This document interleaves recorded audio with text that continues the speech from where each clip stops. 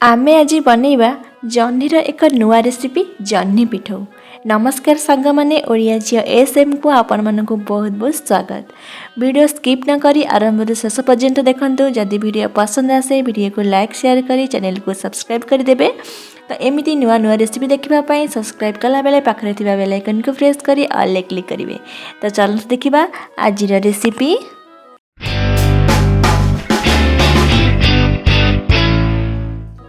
तो मुझे 3टी जह्नी बा 300 ग्राम जह्नी नहीं। जह्नीर दुई पाख साइड को काटिदेबा। जह्नीर ऊपर चोपा को गोटे पिलर साहाय्य पिल करिनेबा। एबे आकु एमती बड़ बड़ खंड करी काटिनेबा। तापरे मझिरु एमती कट लगेइबा। संपूर्ण काटिबानी एमती जस्ट अधा काटिबा अधारु रखिबा। देखंतु वीडियो रे जेमती देखौची पूरा सेमती काटिबा केयरफुली काटिबा। आउ एपट साइडटा सिझिबा पाई एपट भी हल्का से टिके कट लगेइबा। एबे हमर सबुतक जह्नी कटा सरीगला।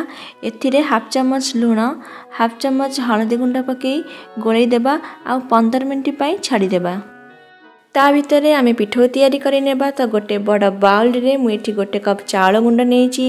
1/4 कप बेसन माने चाउलर 4 भागरु भागे बेसन।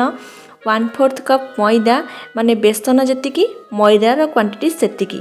हाफ चमच कला जीरा हाफ चमच काश्मीरी लंका गुंड 1/4 चमच हळदी गुंड आ स्वाद अनुसार लूण देई सबको आग सुखिला रे मिक्स करि नेबा।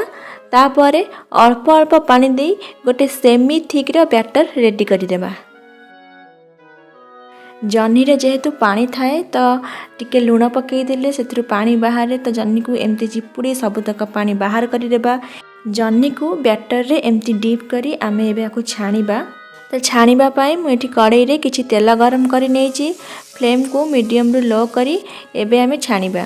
जदि आमे हाई फ्लेम रे छाणीबा तो ऊपर जल्दी कला पड़ी जिवो जह्नी भलसे सिझिबनी। जदि लागुची बैटर टिके कम अछि ऊपर एमती बैटर देई देबा। गोटे पट गोल्डन ब्राउन हे आसिले आर पट्टा को उल्टे छाणी नेबा। तो देखंतु हमर एठी दुई पट जाक गोल्डन हे आसिलानी। याकू आमे एबे काढी नेबा। सेम प्रोसेस रे बाकी गुड़ा छाणी नेबा।